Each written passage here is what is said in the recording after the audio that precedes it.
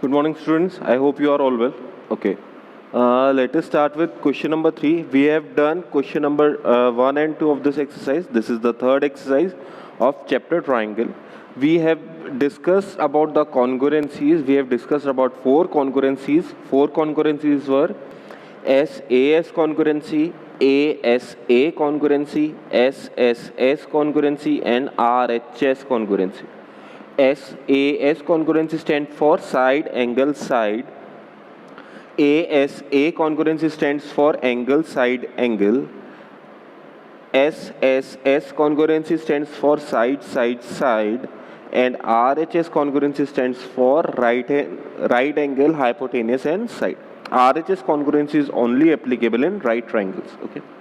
We have done questions regarding SSS congruency and RHS congruency yesterday. Okay. The question number 1 was based on SSS congruency. The question number 2 was based on RHS congruency. Today we are going to continue with question number 3. So let us see. Question number 3 is, we are given that, we are already given a diagram in question number 3. We are given that for triangle ABC and PQR, AM and PN are medians. AM is median of triangle ABC and PN is median of triangle PQR.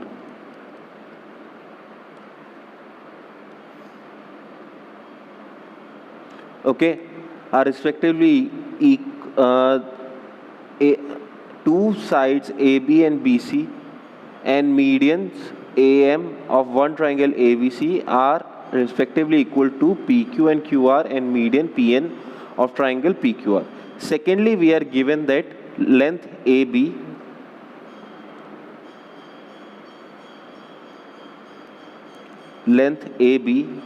and PQ are equal, as well as sides BC and QR, BC length and QR length are also equal. Lastly, medians of both the triangles are equal. Let me remind you what were the medians. Median is a line segment inside a triangle which divides the triangle into two parts of equal area and also the opposite sides into two equal parts. So what is the application of median here? Median will give us midpoints of line segment BC and QR. This median AM will give us point M. M is such that M is midpoint of BC and N is such that N is midpoint of QR. You should keep that in mind. What are properties of median? Lastly, you are given that length of both the median is also same. AM and PN are also equal. So now what we need to prove? What we need to prove is, first of all, that triangle ABM is congruent to triangle PQN. And second one is, triangle ABC is congruent to triangle PQR. Okay, students, let me give you an instruction. Even if you want to prove that both the triangle ABC and PQR are congruent, you cannot do that directly. You need to first of all prove that these smaller triangles are congruent as well. I am talking about triangle ABM and triangle PQN. Without proving first of all that triangle ABM and triangle PQN are congruent, you cannot go directly to triangle ABC. You cannot go directly proving to triangle ABC congruent to triangle PQR. So anyhow, even if it was not asked of us, we would have been doing it that manner only. We would have been started with triangle ABM and triangle PQN. So we'll start with the proof. In triangle ABM and triangle PQN. Okay, in both of these triangles, first of all, see that length AB. Let me highlight the triangle so that you can understand what we are focusing on. We are taking triangle ABM. This is triangle ABM. and triangle PQN. This is triangle PQN. Also, you are given that this side and this side are equal. AM and PN are also equal. Okay. This full length BC and this full length QR are equal. So, in these two set of triangles, what do we have? First of all, AB and PQ as equal. Length AB and PQ are equal. It is given to us. Secondly, length AM and PN are also equal. Why? It is given to us. And lastly, we will see that BC and QR are also equal because it is given to us. But as you can see, length BC is not the part of the desired triangle. Triangle ABM is our desired triangle, but BC is not the part of this triangle. Same goes for QR. QR is not part of triangle PQN. Okay, so what I'm going to do is I'm going to multiply both sides by 1 by 2, or you can say I'm going to half both the sides. Half of BC should be equal to half of QR. See, if you have two lengths as equal, then their half should also be equal. So let us see what happens then. When we say that half of both the lengths are, when we say that half of both the lengths are also equal, so by that what do we mean? We mean that half of BC should be equal to BM. Let me drive it for you. Half of BC should be equal to BM. Why so? Since BAM is median,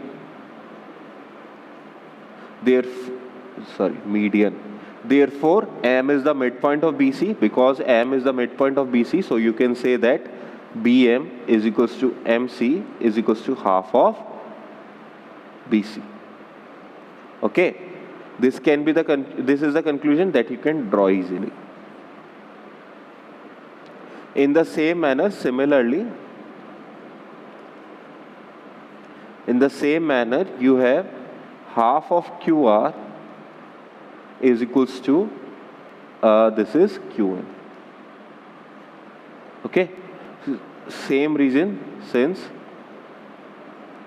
PN is median. So we will use this. We will get BM and QN are both also equal. So we get three pair of sides as equal by SSS congruency rule.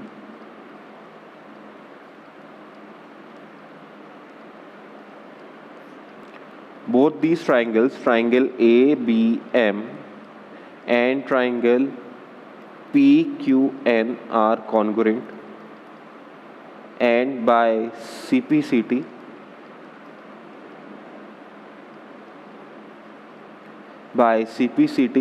you will have this angle B and this angle Q as equal. Angle B and angle Q as equal. This will be important for us when we prove that triangle ABC and triangle PQR are congruent. So this is our first conclusion that we want to derive. Okay. Based on this conclusion, we will complete the question. Let me make some more room. Now we are moving on to next triangle. Next one is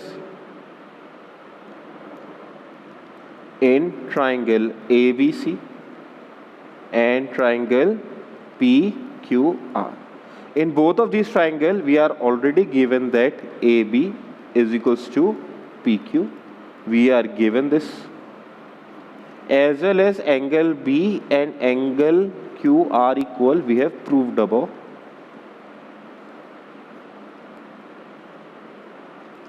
Lastly, length BC and length QR are also equal. Okay, that is also given to us. So by SAS, side angle side congruency, both the triangles are congruent. Triangle ABC should be congruent to triangle PQR. Okay, so in this manner we have proved that these smaller triangles are congruent as well as these larger triangles are congruent as well. Okay. Moving on to question number 4. Question number 4 is BE and CF are two equal altitudes of a triangle ABC. Let us make a triangle ABC.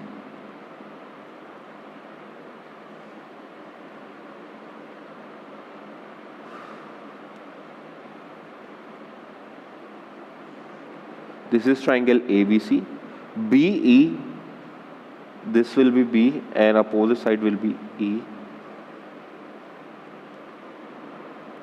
If you remember, you have already seen a diagram like this. A, B, C, B, E and CF are equal altitudes for triangle ABC. So what is given to us is that first of all BE is perpendicular to AC and CF is perpendicular to AB. Also BE and CF are both equal.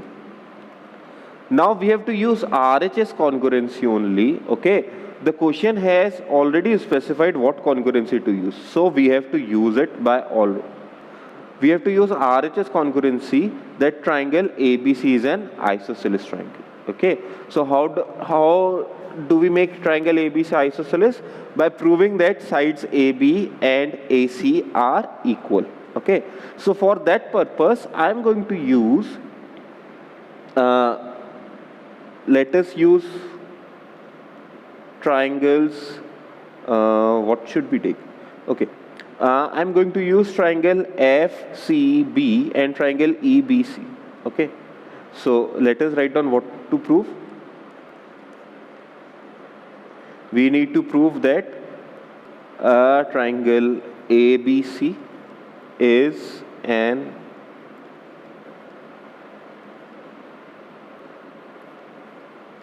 triangle. So in order to prove that, what I am going to do is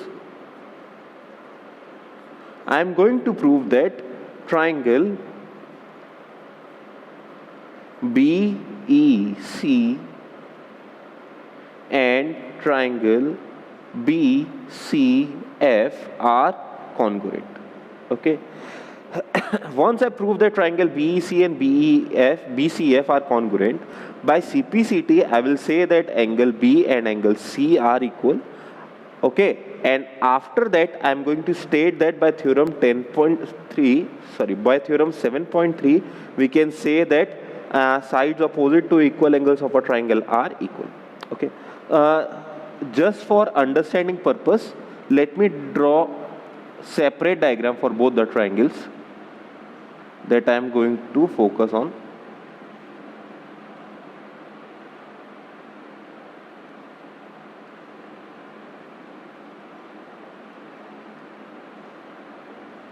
Okay, these are the triangles. This is triangle F, B, C. This is triangle B, E, C. This and this are 90 degree. You are already given that BE and CF are equal. And lastly, we will say that hypotenuse are also equal. Side opposite to right angle is always the hypotenuse. BC is a common side here. So in these two triangles, first of all, BF is equals to, first of all, let us write down about the right angle. First of all, angle F is equals to angle is equals to 90 degree. Why so? Because BE is perpendicular to AC and CF is perpendicular to AB. Secondly, hypotenuse BC is equals to BC. It is common side. Thirdly, your any other side, you are given that CE and it is BE. You are given that BE and CF are equal. Okay, so in this manner, you have used RHS congruency.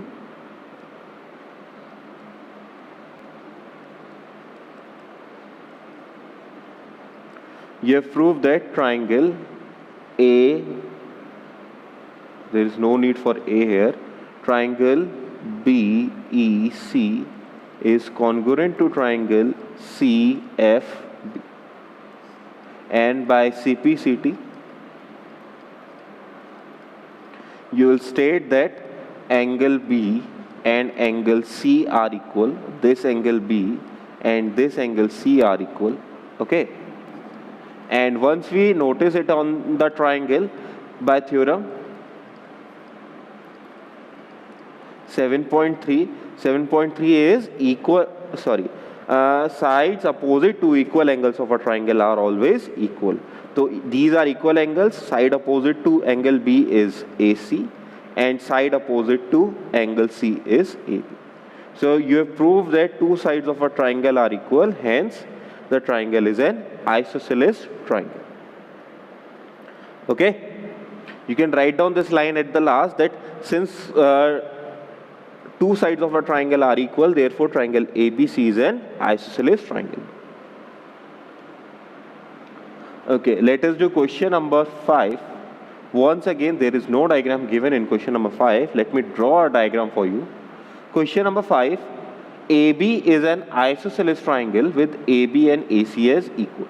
Okay, so once again we have an isosceles triangle. This is an isosceles triangle A, B and C, where AB and AC length are equal. AP is drawn perpendicular to BC. From point A, there is a line drawn which is perpendicular to BC.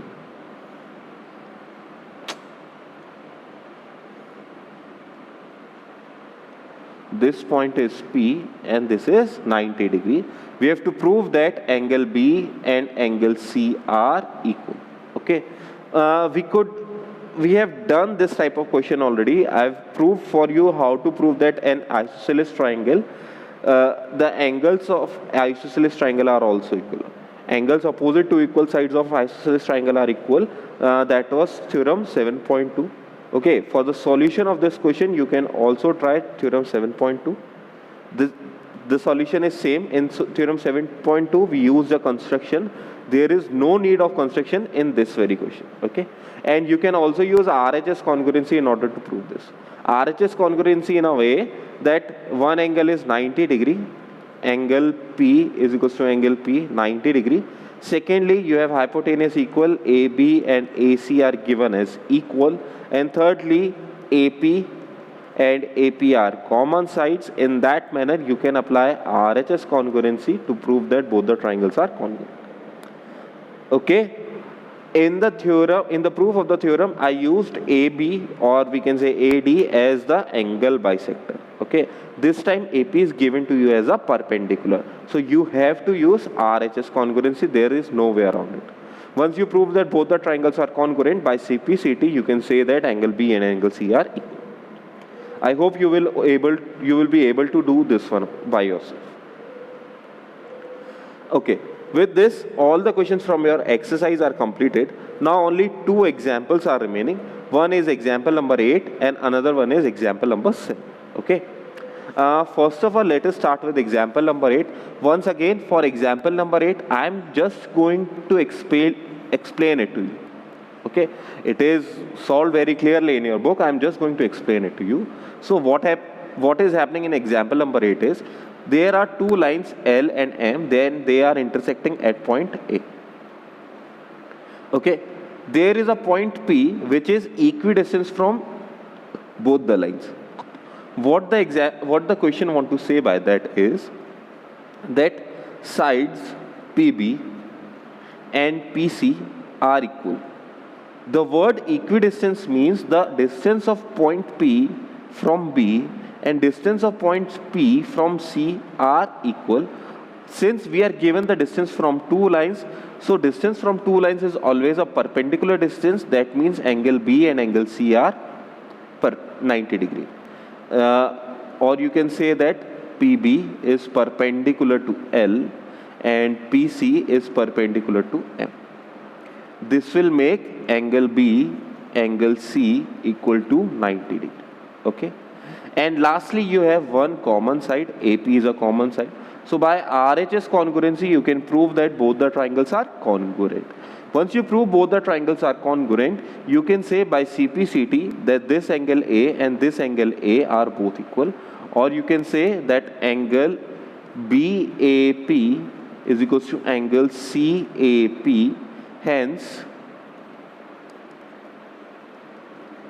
AP is angle bisector of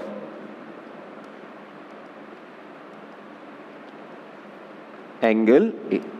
Hence, AP is angle bisector of angle A. Okay, so I hope you get this. Quite frankly, it is quite easy question. And if you know how to write it properly, you can refer to your NCERT book as well. It is part of your example. Okay, this is the last example of your chapter.